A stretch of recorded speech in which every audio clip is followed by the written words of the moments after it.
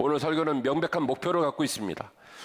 저와 여러분이 하나님과 깊은 관계를 맺었으면 좋겠습니다. 그래서 우리와 하나님의 사이를 표현할 때 저는 하나님과 깊은 사이입니다라고 고백하실 때 아멘이 되었으면 좋겠습니다. 그리고 저와 여러분의 사이가, 여러분과 여러분의 사이가 편한 사이가 아니라 깊은 사이였으면 좋겠다라는 열망을 가지고 말씀을 전할 터인데, 이 말씀을 듣고 여러분에게 귀한 깨달음이 있고, 그래요, 목사님, 오늘 이후로 하나님과도 목사님과도 내 이웃과도 편한 사이를 거절하고 깊은 사이로 살아보겠습니다 라는 결단이 우리 모두에게 있기를 간절히 기대해 봅니다.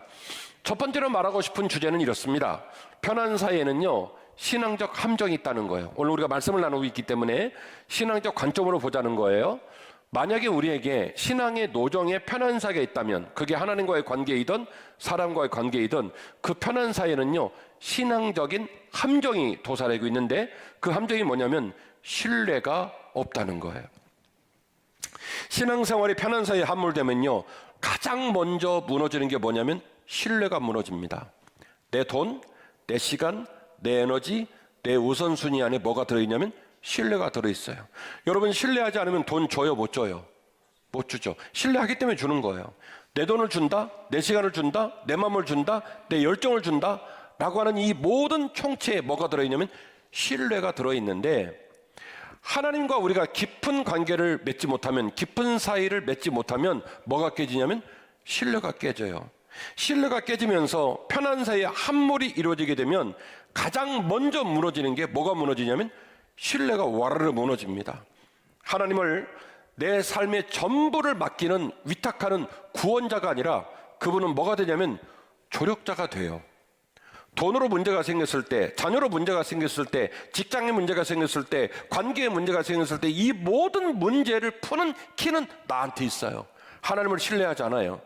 그래서 하나님, 내가 돈으로 어려움 당하고 있습니다. 직장이 어렵습니다. 삶이 고난 가운데 있습니다. 나를 하나님께서 구원해 주시길 원합니다 라고 고백하지 못하고, 나는 내 이 모든 짐과 소망을 내 스스로 풀고 나가고, 때로 시간이 날 때, 기분이 괜찮을 때 그때 하나님 곁에 서세요 라고 제안을 하니, 하나님은 구원자가 아니라 어디로 전락하냐면 조력자로 전락을 하시더라는 거죠. 이런 편한 사이는 우리 신앙을 끊임없이 세속화시킵니다. 주일이 되면 여전히 예배하고 찬양합니다. 그러나 삶의 결정적인 순간이 닥치면 절대로 하나님과 상의하지 않습니다. 하나님께 의지하지 않습니다. 나는 나의 길을 갈 뿐입니다. 그래서 신앙생활이 점점점 빠르게 세속화되어지더라는 것이죠. 우리가 만약에 하나님과 편한 사이를 맺고 있다고 한다면 우리는 하나님과의 관계가 더 깊은 사이로 들어가지 못했다는 명백한 바로미터를 나타내는 것입니다. 입술로는 주님이라고 부르지만 실제로는 내가 주인 노릇하는 그런 신앙생활 말입니다. 이 신앙생활이 세속으로 함몰돼 버리면 우리는 이른바 컴포트 존에 놓이게 되는데, 아주 안전한 삶을 추구하는 거예요. 차량들 중에 보면은 여러분 앉으신 좌석이나 시트나 그런 데 보면 도로 차에 컴포트 존이라고 써 있는 차가 있어요. 여기는 아주 안전한 지대라는 거예요.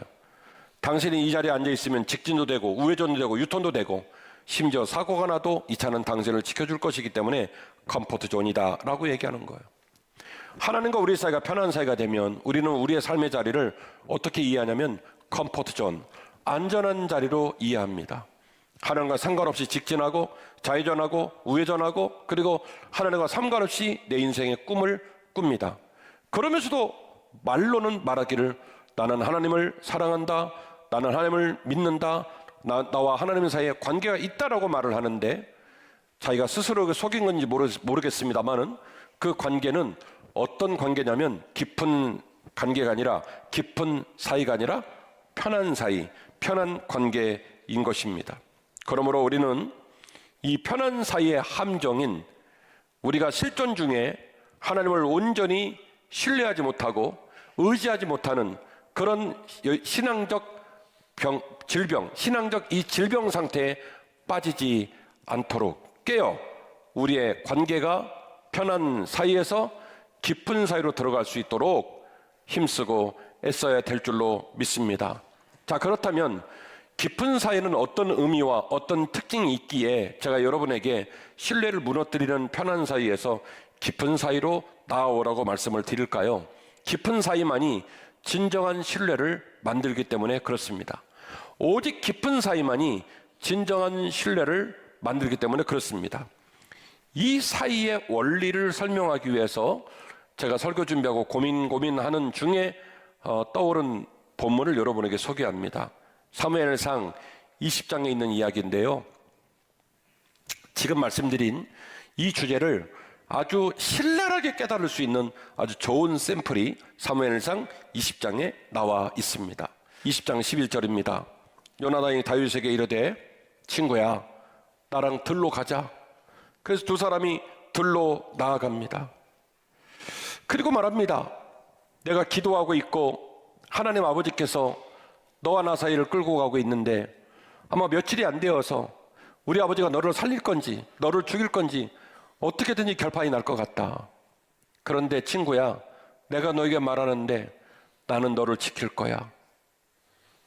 나는 너에게 내 기회를 주고 내 마음을 주고 내 모든 걸 줄 거야. 이렇게 이야기를 해요.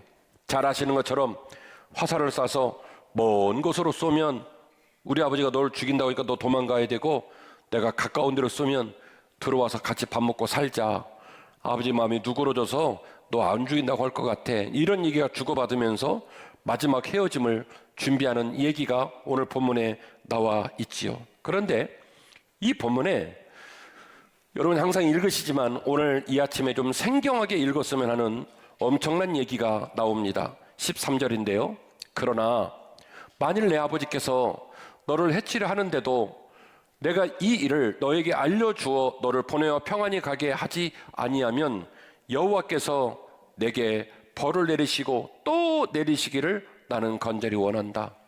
쉽게 말하면 내 아버지가 너를 죽인다는 걸 내가 알면 내가 목숨을 걸고 너에게 이 사실을 통보하고 너를 살릴 거야. 내가 이해 당사자라는 이유로 나 때문에 아버지가 이 일을 벌이고 있다는 이유로 내가 만일 입을 다문다면 하나님은 내게 벌을 내리시기를 원해. 그 이어지는 본문은 더 놀랍습니다. 여호와께서 내 아버지와 함께 하신 것 같이 너와 함께 하시기를 원하노라. 이 무슨 얘기인 줄 아십니까? 하나님 아버지께서 사울을 기쁘게 여기셔서 이스라엘의 초대 왕으로 삼으셨어요. 그가 왕으로 그 나라를 통치할 수 있도록 그와 동행하셨습니다. 요나단은 말합니다. 하나님이 내 아버지를 택했고 하나님이 내 아버지와 함께 하셨던 그 동행이 이제는 끊어져 나와는 연결되지 않고 오히려 너와 연결되기를 원한다. 쭉 내려가서 17절 다윗에 대한 요나단의 사랑이 그를 다시 맹세하게 하였으니 이는 자기 생명을 사랑함 같이 그를 사랑했기 때문이었다. 이게 깊은 사이예요. 요나단이 택하는 편한 사이는 왕좌를 건네받는 겁니다. 친구 편에 서는 게 아니라 아버지 편에 서는 겁니다. 왜냐하면 자기가 이해 당사자이기 때문입니다. 아버지는 답답합니다. 왕궁, 통치, 백성 이 모든 게 가만히 있으면 지 건데 내가 저 때문에 이 난리를 치는데 온 백성이 흉을 봐도 끝까지 내가 이 길을 가는 이유는 저 하나 보고 이 일을 벌이는데 입 좀 다물고 있지. 가만히 있지. 내 편에 서면 자연스럽게 이 나라를 건네받을 텐데 그게 바로 편한 사이예요. 요나단은 이 편한 관계를 부정하고 저항했습니다. 편한 사이는 나의 유익을 계산하지만 깊은 사이는 상대방의 생명을 자신의 생명처럼 지킵니다. 편한 사이는 위기가 오면 흩어지지만 깊은 사이는 위기 속에서도 언약으로 묶입니다. 요나단이 이런 얘기를 해요. 내가 자네와 이런 관계를 맺고 이런 깊은 사이로 언약을 하고 내가 살아있을런지 내가 죽을런지는 모르겠지만 행여 내가 죽었다 할지라도 자네는 내 후손들에게 선대를 베풀어 주기를 원한다 라고 언약을 맺어요. 그 두 사람 사이에 오늘 본문에 언약이 생겨요. 나중에 아시는 바와 같이 기브온 전투에서 아버지 아들 다 죽죠. 그리고 그 엄청난 역사의 경랑 속에서 요나단의 아들이 무비보셋이라는 아들이 있는데 그 아들을 기르는 유모가 아들을 떨어뜨려 가지고 두 발이 장애를 잃게 됩니다. 그래서 이제 장애인으로 살게 되지요. 나중에 다윗이 정권을 물려받고 나라를 세운 후 사울로부터 요나단으로 연결되어지는 유산 모두를 되찾아서 누구에게 주냐면 무비보셋에게 줍니다. 그리고 심지어 자기의 식탁에 누구를 초청하냐면 무비보셋을 초청해서 그 식탁의 일원으로 앉힙니다. 뭘 지킨 거예요? 사무엘상 20장에 죽어간 친구와의 언약을 지킨 거예요. 물어보겠습니다. 요나단하고 다윗하고 편한 사이예요? 깊은 사이예요? 깊은 사이입니다.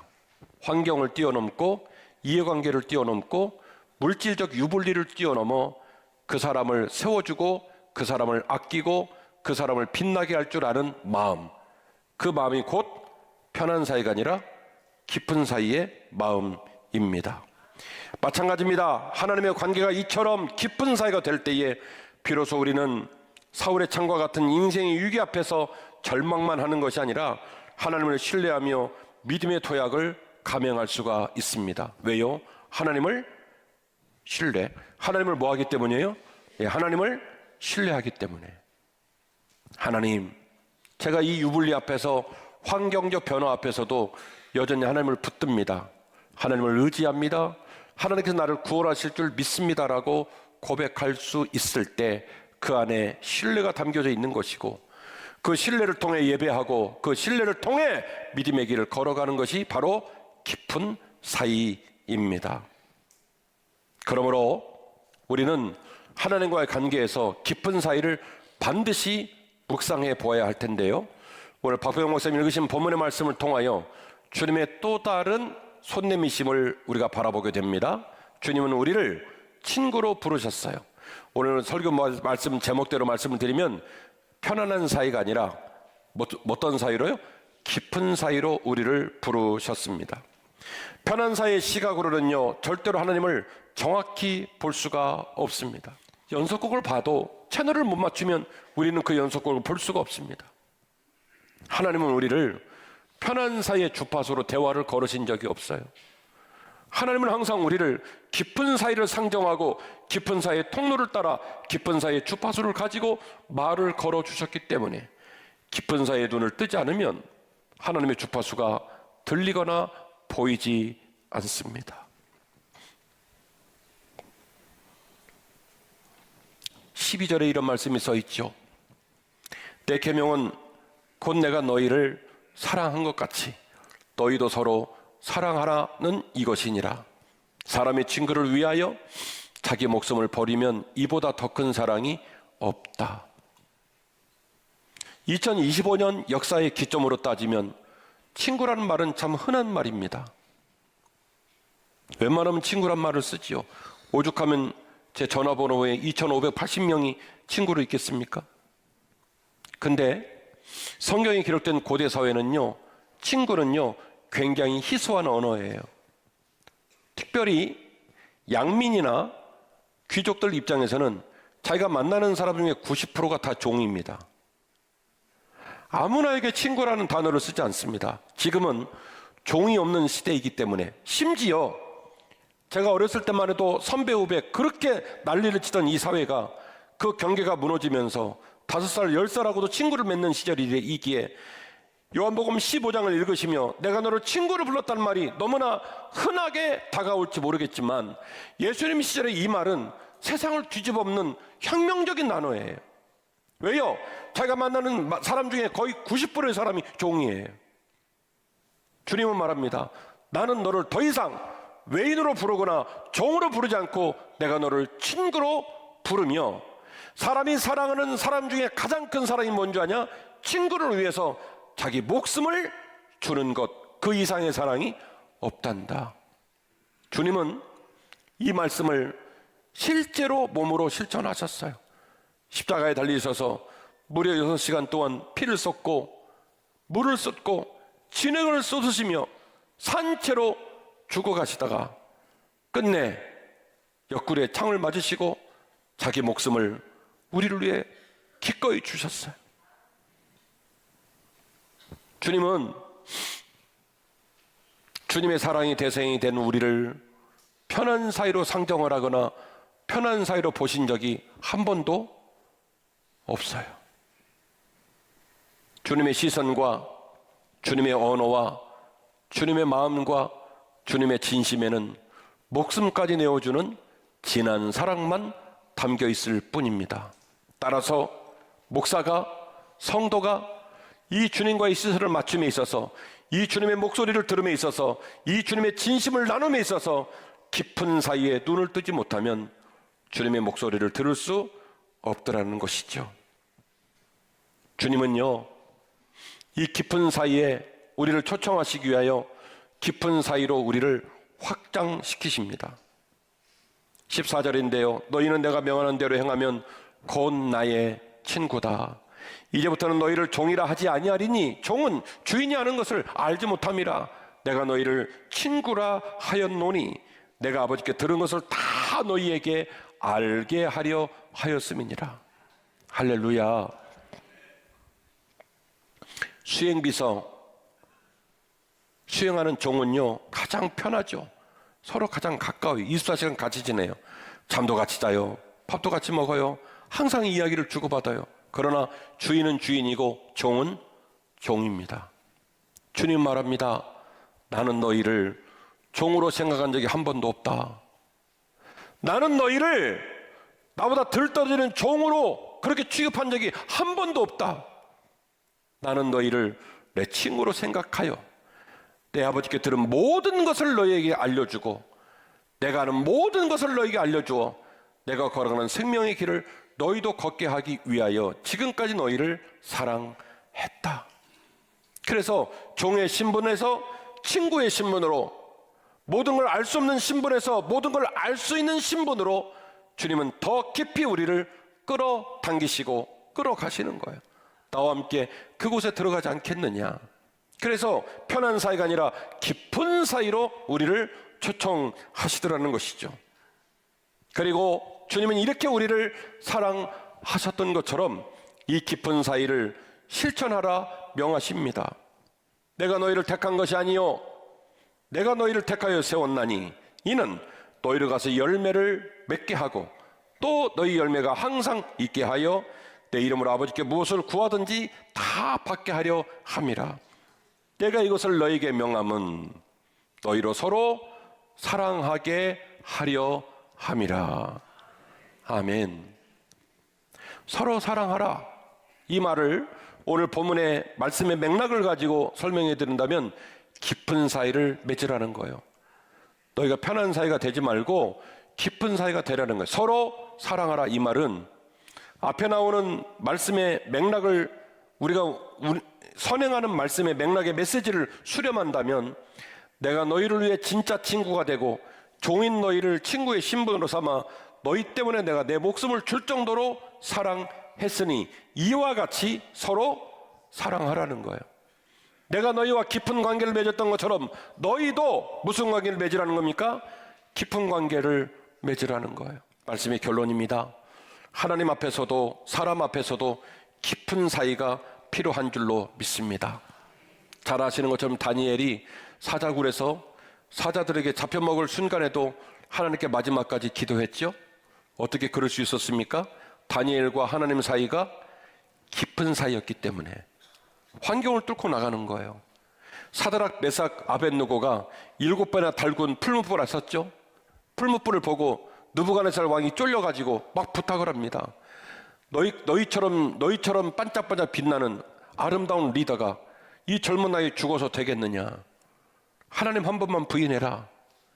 그때 이 세 사람이 뭐라고 그래요? 그 유명한 그리 아니하실지라도 7배나 뜨거운 풀무불에 들어가 우리 뼈가 타고 살이 따고 죽어서 사라지는 한이 있다 할지라도 우리는 여호와를 배신하지 않습니다. 하나님과 무슨 사이예요?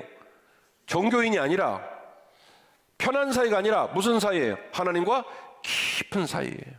환경을 뚫고 나가는 거예요.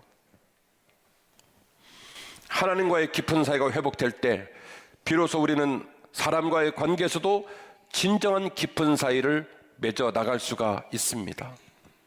나에게 유익을 구하고 유불리와 환경에 함몰되는 그런 사이 말고요. 우리의 삶 가운데서 환경을 뚫고 나가는 깊은 사이가 그때부터 시작이 된단 말입니다. 요나단처럼 형제의 아픔을 내 생명처럼 여기며 함께 짐을 지는 깊은 사이를 추구할 수 있는 힘이 비로소 장착이 되더란 말입니다. 편한 사이는 달콤하지만 영혼의 허기를 채우지 못하며 위기에서 우리를 절대로 건져낼 수 없습니다. 오직 깊은 사이만이 신뢰를 낳습니다. 편한 사이는 신뢰가 없고요. 깊은 사이는 신뢰를 없는 신뢰도 만들어 나갑니다. 그리고 그 신뢰가 있을 때 비로소 우리는 영적으로 도약할 수 있습니다. 세상적 유불리, 돈의 유불리, 시간의 유불리, 우리의 환경의 유불리를 뛰어넘을 수 있는 그 신앙적 도전이 어디서 오냐면 하나님을 향한 신뢰에서 오는 거예요. 하나님과 우리의 사이가 과연 편한 사이인지 아니면 깊은 사이인지 곰곰이 돌아보시고, 또 저와 여러분의 사이와 여러분과 여러분의 사이가 과연 편한 사이인지 깊은 사이인지를 곰곰이 돌아보셨으면 좋겠어요. 하나님은 오늘 우리를 이 그 깊은 사이로 부르십니다. 나의 편함을 포기하고 주님의 마음을 나누시는 기도의 자리로 나아가야 할 줄로 믿습니다. 나의 시간을 떼어서 형제의 아픔에 동참하는 헌신의 자리로 나아가야 할 줄로 믿습니다. 이 깊은 사이를 위한 신앙적인 노력이 시작이 되어질 때에 우리의 삶의 모습은 비로소 편안한 사이에서 주는 영적인 무기력함을 떠나 하나님을 신뢰하며 담대히 전진하는 깊은 사이로 나아가게 될 줄로 믿습니다. 주여, 나에게 깊은 사이를 허락하소서. 주여, 우리 부부가, 우리 자녀와 부모가, 교우가, 성도와 목사가 편한 사이를 이제는 거절하게 하시고 깊은 사이를 맺게 하여 주옵소서. 우리 모두의 기도 제목이 되시기를 주의 이름으로 축원합니다.